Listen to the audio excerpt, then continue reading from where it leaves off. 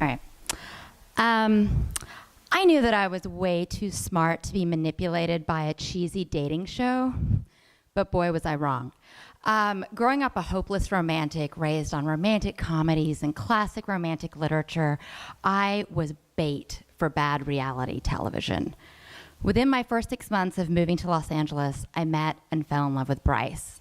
He was everything I wanted from my first serious relationship. He was smart, handsome, ambitious, and I just tended to ignore when he made me totally feel inadequate. He was an engineer who took acting classes, right-brained and left-brained. How could I compete? And it was in one of his acting classes where he met a girl who did casting for a game show. She asked if Bryce and I were interested in being on her show. I naturally assumed having a boyfriend disqualified one from a dating game show, but this was change of heart, built on the awesome success of Blind Date, Buzz, Eliminate, and other dating show train wrecks. Change of Heart wanted couples that had been together less than a year, check, who would voluntarily go on a blind date with another person, and then come on television to discuss the dates and the problems within their relationship. Check, what? Each couple decided if they would stay together or have a change of heart. It wasn't quite dating Thunderdome, but in no way was it a healthy scenario for a fledgling couple. Why would I agree to this? Why would I agree to jeopardize my relationship by allowing my boyfriend to go on a date with another girl, compare her to me, and then decide whether or not he'd rather be with me or her on national television when my friends and family could watch? Money. It paid $500 to participate. I was a host at a restaurant at the time. It took me all week plus weekend shifts to make that kind of money. How much easier was it to go to dinner with some guy and then talk about it with my boyfriend on TV? It was the best shortcut to making my rent money I'd ever heard. Deal. Sign me up. What could possibly go wrong in this wholesome, uncomplicated scenario?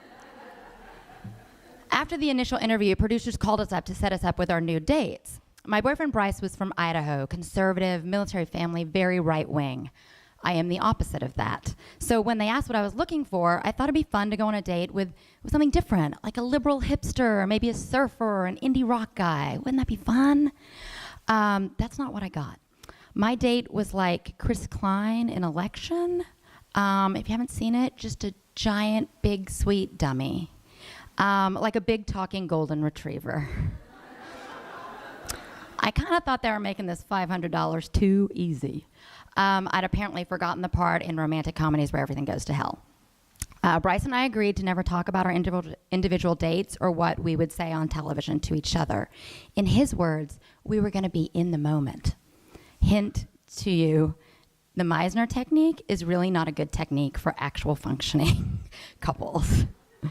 But finally, the day of filming arrived. Bryce and I drove separately, and the producers kept us completely apart as our individual producers went over our issues and the talking points of our dates.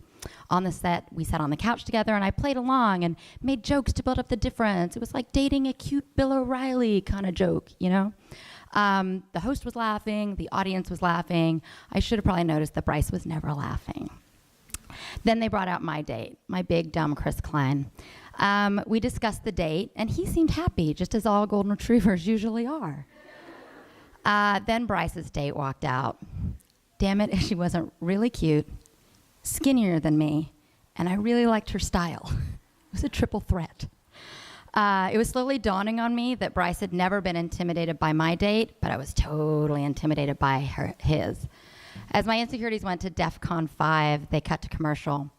My producer rushed over to get my initial reaction talking point about Bryce's date. What do you think? What's your first impression? He asked. I'm like, my first impression is this is not all going to plan like I thought it would. I go, I don't know. She's really cute. I really like her skirt. And he's like, no. Do you think she's pretty? And I go, yeah. And he goes, do you think she looks slutty? And I was like, whoa, how do we get to slutty? And he's like, yeah, well, do you think you could say she looks slutty? And I'm like, I don't think completely slandering a woman for being attractive seemed like something the protagonist in her own rom-com would do.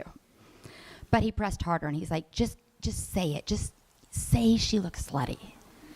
And so I made an awkward face, which in my life means like, please don't make me do that. but it translated to an over-eager producer as a resounding yes.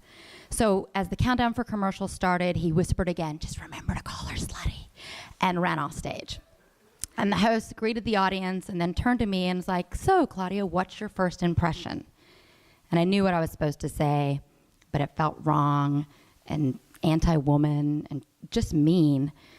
But I don't know. I took a pause and I slowly said, "She looks saucy." Saucy. Who says saucy? Am I a Brooklyn waitress? An Irish wench? It was all I could come up with. But I will say, Miss Saucy didn't seem to mind. She was too busy flirting with Bryce, still my boyfriend. And she gushed about their date and how smart he was and how attractive he was, and Bryce loved it.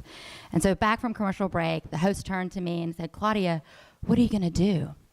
And I'm like, this whole thing had, in my mind, I'm thinking this whole thing had been a charade. And even though some of it had stung, of course I was going to stay together. So I flipped over my sign, "Stay together." And then host turned to Bryce, and he's like, "So what are you gonna do?" And he looked out at the audience, conveniently avoiding eye contact with me, and held up his card. Change of heart. For that saucy slut. Yeah, I can call her that now. Please. I was just dumped on national television. I had foolishly thought that this was a quick buck and a crazy story that Bryce and I would tell together at dinner parties for years to come. Unfortunately, he took the money and spiced it up with a humiliating breakup. Didn't see that one coming. And the audience oohed, and Miss Saucy Slut hugged Bryce, and my big dumb golden retriever kind of hugged me. And I just sat there granite, just bitter and mortified. And I think now, if I could have turned into one of Khaleesi's dragons and spewed fire over the entire place, I would have. But with public humiliation and heartbreak comes a valuable lesson. If you're doing something just for the money, it probably isn't worth it. Thank you, guys.